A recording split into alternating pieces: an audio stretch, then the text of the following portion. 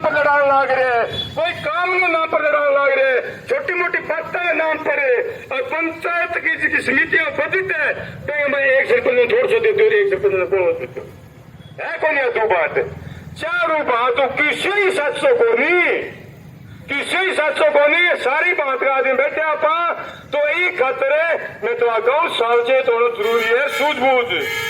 अरे सारा बना रखिए कि एक तो कोर्ट है, एक फर्स्ट कोर्ट है, तो किसान मजदूर फर्स्ट कोर्ट क्यों कोई बनाओ ताकि जल्दी फैसलो लेने की, फैसलो सुनाने की हिम्मत करनी चाहिए, योग्यता होनी चाहिए। एक जो विधायक बनाया 15 साल तक तपस्या करी इंद्री के ऊपर बैठा इंद्री पर बैठा एक विधायक 15 साल तक तपस्या करके पैदा करे किसान को बैठो है, जरा को आदमी है और अपनी शुद्ध लेगो कोई अपने पानी में बैठ के कांग्रेस दरवाजे में बढ़ क्यों मैंने कहा भाई तू क्या कर लग रहे हैं, मैं तेने वोट दिया क्या खिलाफ दिया, तेने मारो बना के वोट दिया भाई तो खिलाफ वोट दिया तो वो क्या बोलो कि भाई काम करो, काम अभी क्या करे बताऊं मैं, काम है करे है क्या देश की बात है, महाराज रूटीन का काम है हुआ है, जनता के मुद्दे को एक ही काम को नहीं लग रहे हो, ले दिन करे भाषण दियो कि मैं कह लो तू रुसू क्यों करे, एक काम लेके जाऊं दो काम करते हैं क्यों कोई करते दो काम। अरे किसान की कर्ज मुक्ति का मुख्य मुद्दा था और दोनों पार्टियों के खिलाफ था कि संपूर्ण देश से किसानों को कर्ज मुक्त किया जाए, दोनों पार्टियां बार बार कह रही थी, लेकिन आपने विधानसभा में एक शब्द बोला किसान कर्ज मुक्ति यहाँ पर बोला कि नहीं बोला इसलिए उसके खिलाफ है आज वो बैठे। अमर सिंह तो सिद्धू के पानी के सिंचाई पानी के मुद्दे पर स्पष्ट कहा था कि किसानों के पाले में खड़ा रहूंगा, आज दोनों नहरों के किसान रो के मर रहे हैं, पानी नहीं है, पीने वाला भी पानी नहीं रहे, सिद्धू के नीचे फिर पीने वाले पानी नहीं, और इधर है जो अमर सिंह ब्रांच और विपिन वाले रो के मर रहे हैं, पानी नहीं है। पूरी मतलब 7 दिन है चलिए इनकी आज 7 दिन में माँ मतलब 1 गिलास पानी चलियो तो 1 गिलास पानी चलिए आगे रमेश जी बेटे टेस्ट गए 2 बारी जीत को नहीं हुई, तो कुल मिला के बात है कि अपन चेतना पड़ेगा, सोचना पड़ेगा। और जबकि बात पीछे की हरियाणा नरम फिरे बकवासबाजी है, सारी बकवासबाजी है, अपन चेतना पड़ेगा, एक को करना पड़ेगा, एक को क्यों करना पड़ेगा, एक को करो तो चेतो रखियो, एक को करके लोग अपन ठगा गया हुआ है, पीला करके बेच गया हुआ है, दूसरे बढ़ने का लिया है, ठीक है तो संस्कृत देना पड़ेगा। धन्यवाद। इंकलाब शान एकता बिजली संघर्ष समिति जिंदाबाद जिंदाबाद जिंदाबाद। बहुत बहुत धन्यवाद भाई। आगे ओम जी। हाँ भाइयों राम राम, जोर में बोलो राम राम। सुस्त होने की कोई जरूरत को नहीं, सुस्त होने की कोई जरूरत नहीं, संघर्ष रखो। पर कई और का एक को रखो भाई जी को, कई का एक को रखो और सागा चेतो रखो, अरे सरकार के सेब को रखो, सरकार के सेब को रखना है तो बिजली को बिल तो भरना ही को नहीं। मेरा 3 साल हो गया कनेक्शन काट दिया क्योंकि डोरी चल रहे हैं यार चले का टिप्पा जाए बगीचे न्यू कोहली के जाके परसों ही दिया मैंने की कौन करे अरे देवा तो है ही कोई के दिया तो साथियों चेतो राखनो है और सागा एक को राखनो है तो एक नारो लगाऊं ज्यादा बोलू कौन मैं तू ज्यादा बोलना ही को नहीं आता मतलब इनकलाब इनकलाब बिजली का बिल नहीं भरेंगे, बिजली का बिल नहीं भरेंगे, सरकार का सिक्का रखेंगे। जय हिंद, जय भारत, जय जवान, जय किसान, जय भीम। तो बिजली आंदोलन के शुरुआत में जो नारो बढ़ियो एक को रखो, चेतो रखो, बिजली विभाग में सेक्या रखो, और नारो ओम जी को बना दो और बहुत लागे नारो।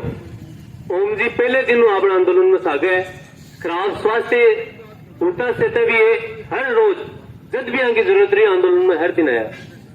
अगले वक्ता के रूप में अपने बीच में दिल्ली साथी सुभाषनी आयडा है, मजदूर अधिकार संघर्ष अभियान की तरफ पूरे देश भर में जब आज किसानों की हालत खराब करने लग रही है, सरकार मजदूरों की हालात खराब करने लग रही है, तो मजदूर अधिकार संघर्ष अभियान पूरे देश भर में मजदूर एकजुट करने को प्रयास है तो मासा प्रतिनिधि मजदूर अधिकार संघर्ष अभियान प्रतिनिधि सुभाषिनी।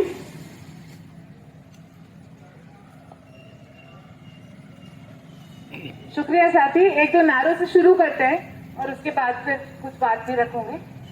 इनकलाब जिंदाबाद, अपने मेहनत की लूट नहीं सहेंगे, हमारी एकता जिंदाबाद, मेहनत का किसान मुद मजदूर एकता जिंदाबाद। साथियों, आज बहुत खुशी हो रही है, बहुत उत्साह हो रहा है ये देख करके कि एक आंदोलन 3 साल से लगातार बिना थके बिना झुके इतनी बड़ी ताकत के खिलाफ चलता रहा है और आज भी मजबूती से और आगे चलने की तैयारी में है।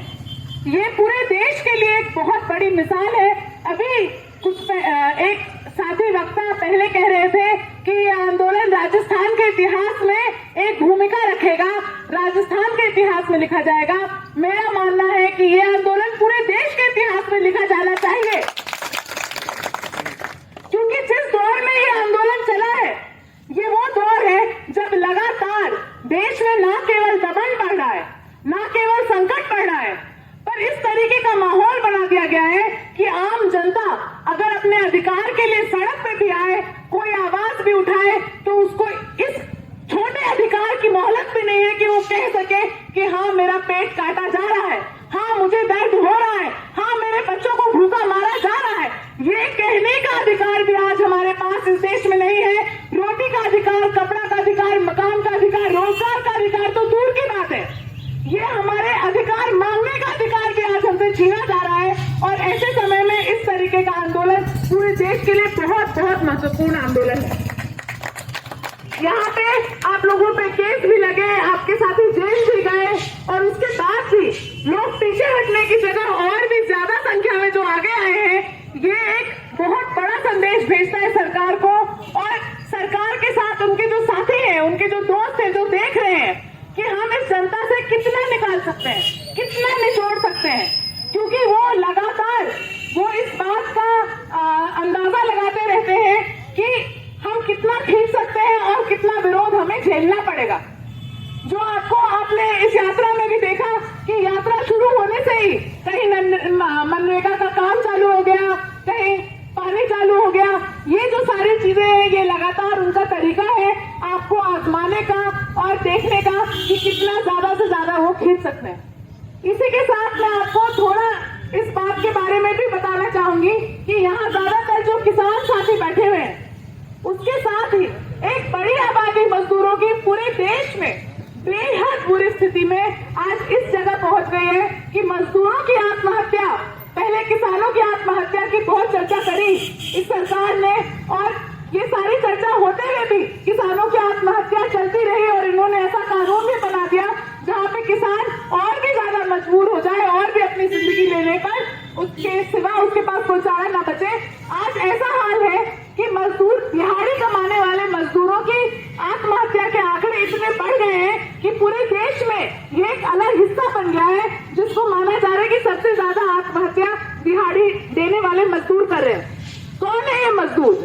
ये किसान के ही बच्चे हैं जो खेती से अपना जब गुजारा नहीं हो पाता है तो वो दिहाड़ी करने शहरों में जाते हैं, अलग अलग जगह भटकते हैं, कभी इस कंपनी कभी उस कंपनी। और आपको ये जानकारी आप सब जानते हैं, आपके घरों के बच्चे भी जाते होंगे काम करने के लिए, कि जो उम्मीद भी थी रोजगार की, आज वो रोजगार की उम्मीद भी हमारे पास खत्म हो गई है, क्योंकि ना ही सरकारी उद्योगों में रोजगार है, ना ही प्राइवेट कंपनियों में रोजगार है। जो गांव के बच्चे ITI करके जाते थे कंपनियों में काम करने, आज 2-2, 3-3 साल का अप्रेंटिस करके उनको निकाल दिया जाता है। 3 साल के आगे की पुराने ITI की जो कागज है उसके आधार पे कहीं नई नौकरी भी नहीं मिलती। अगर ज्यादा से ज्यादा लोग जाते हैं तो वो निर्माण काम में या मनरेगा के काम में दिहाड़ी ढूंढते हैं, पर किसी दिन मिलती है, किसी दिन नहीं मिलती। इस आधार पे क्या किसी इंसान के लिए अपना घर चलाना संभव है? आज जिस तरीके की महंगाई बढ़ रही है उसमें क्या इंसान के लिए अपना घर चलाना संभव है?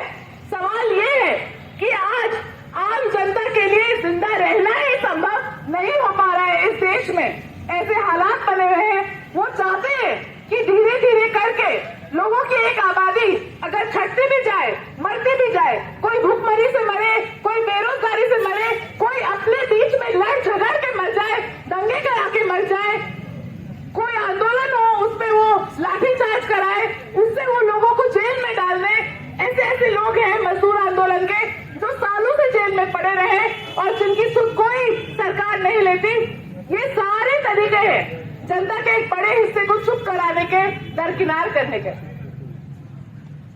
आप बिजली के लिए लड़ रहे हैं और सवाल उठता है कि हमारा लड़ाई किसके खिलाफ है, हमारा दुश्मन कौन है। कई बातें आई, पर साथ ही मुझे लगता है ये ध्यान में रखने की बात है कि हमारा दुश्मन कोई एक जगह का प्रशासन नहीं, कोई एक राज्य की सरकार नहीं। आज इसी 2022 साल में सरकार ने 13 राज्यों पर यह कानून लगा दिया कि जब तक आप पुराने बिजली के बिल पूरे नहीं भरोगे, जो आपने खरीदी है बिजली, तब तक आप और नई बिजली नहीं खरीद सकते।